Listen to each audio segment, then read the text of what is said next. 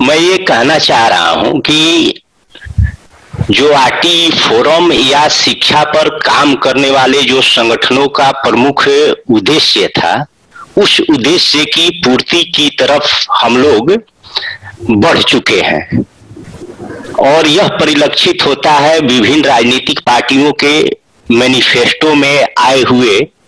शिक्षा पर की प्रमुख बातों पर। लेकिन इसके साथ साथ यह भी स्पष्ट हो रहा है मैनिफेस्टो जब हम देखते हैं कि कौन से गठबंधन या कौन से राजनीतिक दल शिक्षा के प्रति अभी भी गंभीर नहीं है, तो उनके मैनिफेस्टो के आधार पर मैं कह सकता हूं कि एनडीए गठबंधन जो है शिक्षा के प्रति अभी भी जागरूक नहीं है, क्योंकि उनके मैनिफेस्टो में अगर भाजपा की केवल एक बात को केवल देख लिया जाए कि हम 3 लाख शिक्षकों की बहाली करेंगे, इसके अलावा उसके आगे पीछे कुछ इस तरह की बातें नहीं आई है जिससे यह माना जाए कि वो शिक्षा के प्रति गंभीर है,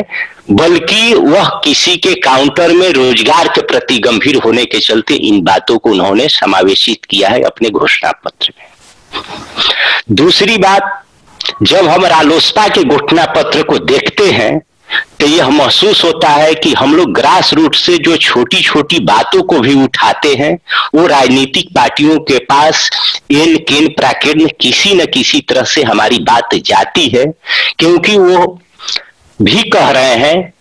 कि बिहार में पुस्तकें बच्चों को समय पर नहीं मिलता है। उन अगर हम सरकार में आएंगे तो सत्र के शुरुआत से पहले ही हम पुस्तक बच्चों तक पहुंचा देंगे। अब सवाल यह उठ रहा है कि जब घोषणा पत्र में बातें आ गई हैं तो हमें आगे क्या करना है। अगर सरकार बनती है तो अब हमारे बातचीत करने का दायरा बढ़ गया है। एडवोकेसी करने के लिए हमको जाकर यह नहीं बताना पड़ेगा कि विद्यालय शिक्षा समिति किसे कहते हैं, क्योंकि इन छोटी छोटी चीजों पर राजनीतिक दल के लोग या यहाँ तक कि शिक्षा मंत्री से भी मिलने जाने पर उनको लगता था कि ये छोटी छोटी बातें हो रही हैं शिक्षा पर, लेकिन ये छोटी बातें भी अब सरकार के पास बड़ी रूप में दिखाई दे रही है। ये आरटी फोरम की एक बहुत बड़ी उपलब्धि है। जैसे ही कोई संगठन यह कहता है कि मुचकुंद दुबे की अध्यक्षता वाली हम समान शिक्षा प्रणाली लागू करेंगे, या कोई किसी का मैनिफेस्टो कह रहा है कि केजी से लेके पीजी तक हम बालिकाओं की शिक्षा को मुफ्त करेंगे, तो इससे परिलक्षित हो रहा है कि राजनीतिक दल जो है वो जेंडर सेंसिटिविटी के साथ भी काम करने के लिए तैयार है और इस दिशा में लोगों को सोचना चालू कर दिया गया है। दूसरी बात हम ये कहना चाह रहे हैं कि जब आपदा आया कोरोना, तो उस समय लगा कि विद्यालय अगर सुरक्षित रहता तो एक घोषणा पत्र आपदा के समय भी कैसे विद्यालयों को सुरक्षित रखा जाए उस पर भी बात कर रहा है। तो यह भी हमारे प्रयासों का एक प्रतिफल है कि हम उस दिशा में आगे बढ़ चुके हैं। हमारी जो भी बातें हैं वो आगे जाएगी। सरकार बदले न बदले यह आगे की बात है, लेकिन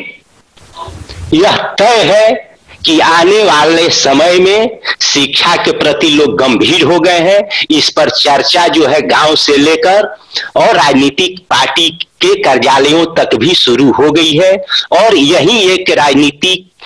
जो हम लोग मुद्दा बनाना चाह रहे थे कि शिक्षा को हम राजनीतिक मुद्दा बनाएंगे, तो हम शिक्षा को राजनीतिक मुद्दा बनाने में सफल हो गए हैं। और यह सफलता ही हमारे लिए आगे की कार्य योजना, आगे के कार्यक्रम को तय करने में हम आगे बढ़ेंगे। अंत में मैं यही कहना चाह रहा हूं कि जिस देश का बचपन भूखा हो वहां जवानी नहीं आती, और जिस देश का बच्चा अशिक्षित हो वहां नई कहानी नहीं आती। तो